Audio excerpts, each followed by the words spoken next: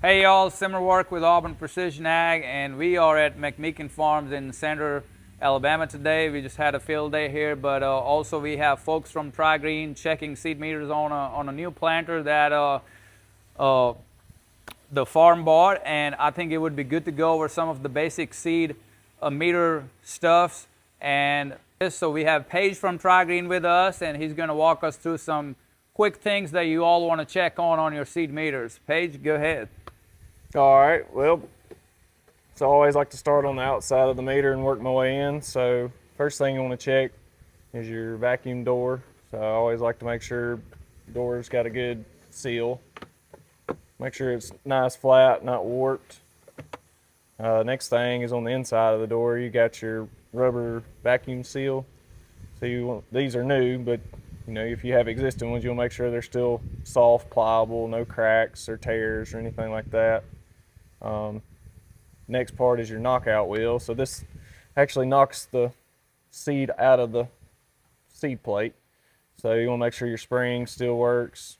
Always like to make sure these little knockout wheels actually wear to the point they start to fall off. And also, this is a Maximerge 5 seed meter, so which means it's got a singulator and everything in it. That's right. So next is our seed plate. So they do recommend in the off season to hang these up on like a wood dowel on a shelf or something like that, but you want to make sure the seed plate's not warped or cracked or anything like that. So on the inside of the meter, we've got our brushes. So you want to make sure you don't see any like flared out, laid over brushes. There is instances where bristles will be missing. Then your inside hub seal, you want to make sure it's not cracked or anything like that. Make sure it's still pliable. This is your actual double eliminator, so you want to make sure it's intact.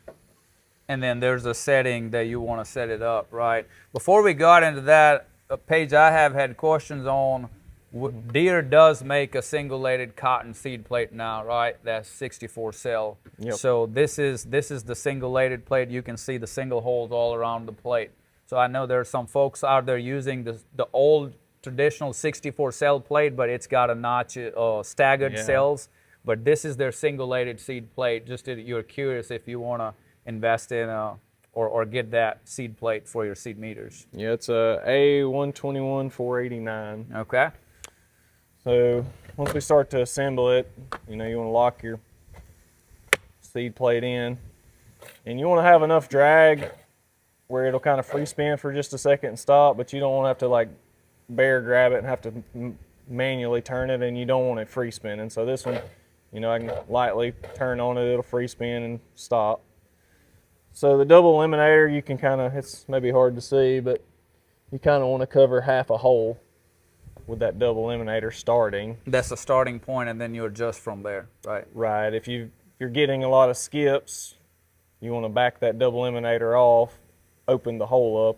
If you're getting a lot of multiples, you want to close that up. So we've got that set. We've got the hub set. So in this instance, we got new plate, new seals, and a lot of the manuals they'll recommend using an aerosol graphite lubricant.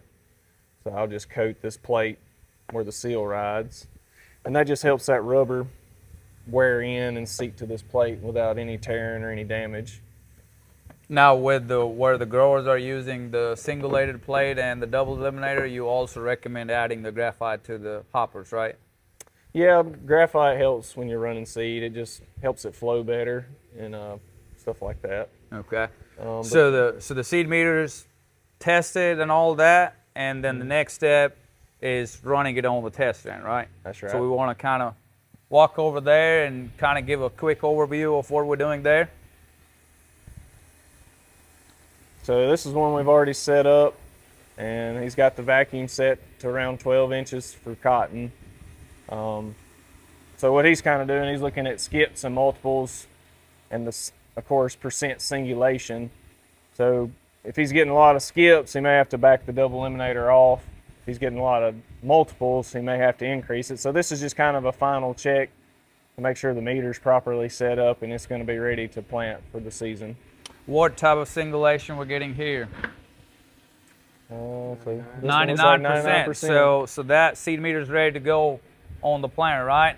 Yep. And It's and going. let me ask you while I got you, last thing before we go. Why do we recommend testing seed meters on a test stand? Why is it important? Well, I mean, You can do all this check right on the hopper. Well, yeah, I mean, if you do that and put it on the planter and wait till you're going to plant, well, then you're out in the field trying to chase down issues. Whereas if you use the meter stand, you can you already mitigate. can catch that before you even go out in the field. Got confidence that it's ready to go. Yeah. Right. Yeah. Yep. So there we guys. We again, it's not just me. I always emphasize one of the best things or investment of time a grower can make is on their planter, setting it up properly. Put the time and effort in setting up your seed meter, and then have them test it on a test stand. And I think that's probably the most value you'll get out of testing those seed meters before you get out in the field. So hope that information was valuable. We'll be back next time with another video or a post. So see you all next time.